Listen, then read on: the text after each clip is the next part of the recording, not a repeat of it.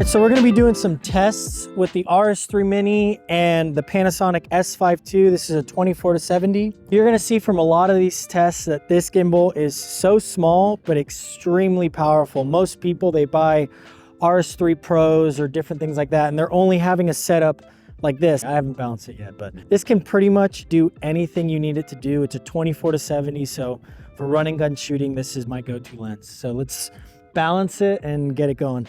All right, so as you can see, here's a 24-70 and the Panasonic S5ii, and it balances perfectly. I can zoom out, which is not the easiest thing to do, but I could zoom out and it's still pretty balanced. It is on the orange, but it can still hold it. We'll see how the results are. I've already done some testing and I know it does work pretty well, but we'll see how the results are.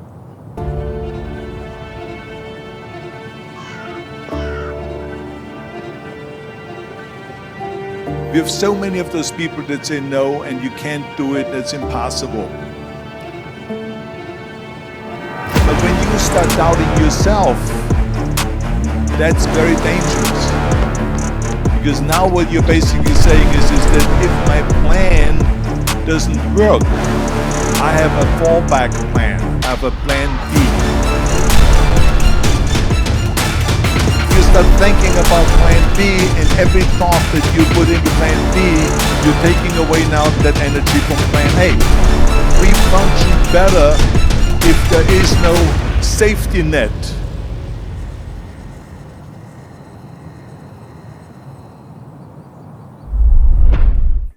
It is wild to me that this tiny little thing can hold a 24-70 and my S5ii zoomed all the way in and zoomed all the way out. The motors are powerful enough to hold that setup, and this can do basically all that I need. I never thought I'd be excited to talk about a gimbal. It's not even the best gimbal out there. It cost $370. But for some reason, even though I hate gimbals, like the title says, I like this one. The size difference between these two is actually wild. I'm holding them both in my hand. You can actually feel the difference between these two significantly. The Rs2 feels like a heavy work tool, and the Rs3 Mini feels like a toy. And although that's something you never want to hear when you're using professional video equipment for work, the main reason why I bought this camera isn't because it's the most powerful or because it's even $370 and costs nothing compared to the Rs2 Pro. It's because of its size. The fact that this thing can hold so much and is so tiny. While I was shooting that workout video that you just saw, it was surprising to me that at the end of the day, my back wasn't completely dead. There's not really a ton to talk about with a gimbal. It doesn't have the craziest features. It does have like these little lock things that will lock each arm in place. It does have Bluetooth that is only available in the Rs3 Pro. So if your camera is compatible with the Rs3 Mini, that means you can start and stop recording directly from the gimbal, which you can't even do that on the Rs2 Pro. And to drive a point even further about how useful and tiny this gimbal is, here are a couple clips of me literally running after Mario with the gimbal using one hand. You may ask, why is that useful? But I've found that when I'm holding the gimbal with one hand and not running with two hands, I only have one point of contact on the gimbal instead of two hands shaking as I'm running. And I find my footage to be a lot smoother. I can't hold my Rs2 like this a lot. I do sometimes, but for prolonged periods of time, that's just not gonna happen. And like most things on this channel, I love gear that just makes my life easier and that's a lot easier to use, and the Rs3 Mini is definitely one of those things. I was able to balance the S5ii with the 24-70 no problem. I had two filters on the front, and I'm sure if I even had a cage, I'd be able to put a little bit more weight on there because it wouldn't be as front heavy. What was really interesting about filming that workout video, and something I do want to touch on, is that I could not make the video as interesting as I wanted it to be by just shooting on the gimbal. Dang it, I really wish I was handheld. Like I mentioned prior, do not like gimbals. And that's not only because of the hassle, the extra weight, balancing them, all those different things.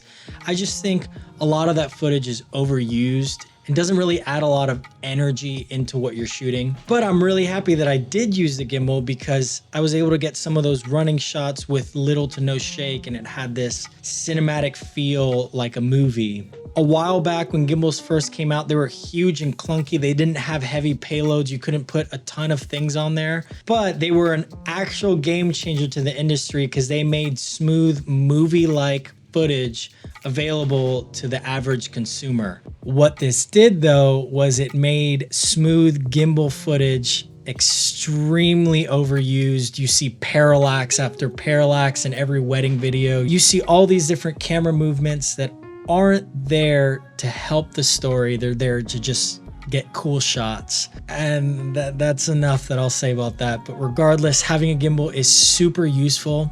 And now that the Rs3 Mini exists, I will bring this on shoots more where I actually want smooth footage that I can't get handheld because it's so tiny and won't break my back just holding it. It literally feels like a toy. This video wouldn't be really complete unless I talked about some of the dislikes that I had with it. Balancing it is not the funnest thing in the world.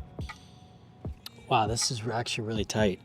A lot of the arms to get to move back and forth are super stiff. Maybe that's just because it's new. I have no idea. Maybe I need to break it in, but that was a little annoying. And I know this next quirk, they probably did it to keep the size small. And I know most people buying this gimbal won't need bigger tripods or all these different things, but I actually really enjoyed the little RS2 plate and the one that they have in the RS3 because it had this Arca Swiss spot while also being kind of a Manfrotto plate. People may rule out the plate and not use it on Manfrotto tripods, but most of the Manfrotto heads that I have, that plate fit on, so it made that little tiny plate super versatile. But having a second Arca Swiss thing that I have to put on and off my camera isn't too fun, but I'll live with it. The last thing isn't really a quirk, it just comes with buying this gimbal, and that is the load capacity. Keep in mind, it's $370. It's half the size and less than half the weight of its competitors. But I do wish I could fit like a C70 or something like that, but it's so small, so that's not the point. One thing I do want to touch on, and I'll end the video with this, is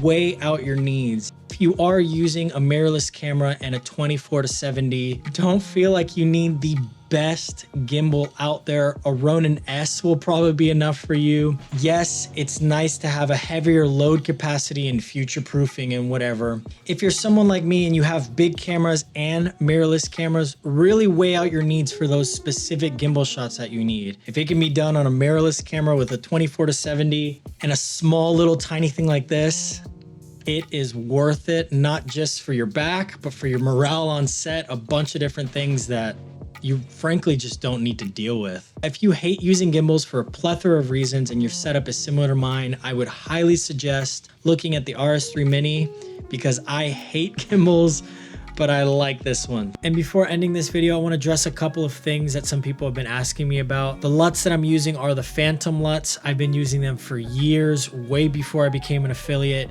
I use them on my Sony system, my Canon system, even with my Red Komodo, and they are some of the best LUTs that I've ever used, and I've spent so many LUTs. I spent so much money on different LUTs, and most of them I'll never use. I'll be making a whole video on it, so I'm not gonna go too in depth, but I'm so glad that they now have the Vlog conversion to ARRI LUTs because I'm now using the S5ii. I'm so glad I get to match my cameras super easily, literally just with the click of a button, and that's worth its weight in gold. If you've ever had to match cameras, you know how tedious that can be. Second, I've had a lot of people ask me about the Aivascope anamorphic adapter, and I will be making a whole video on it. I don't see a lot of content on this adapter on YouTube, and I'm so excited to make one because it's like a hidden gem. A lot of people know about it, but most people don't. They hear about the Moment adapter and they just go straight to that one. But I think this adapter is far superior in every single area. Yes, it's more expensive, but in the video, I'll be talking about why I feel like it's worth it. And if you're interested in anamorphic footage, there really isn't a better option unless you go vintage, and it's a lot harder to use and more tedious. I'll be making a video on that. So if you're interested in any of the things that I just talked about, consider subscribing. I'll be making more Panasonic content as well as doing some cinematography breakdowns and all of that. So yeah, that's pretty much it, and I'll see you in the next one. Thanks for watching.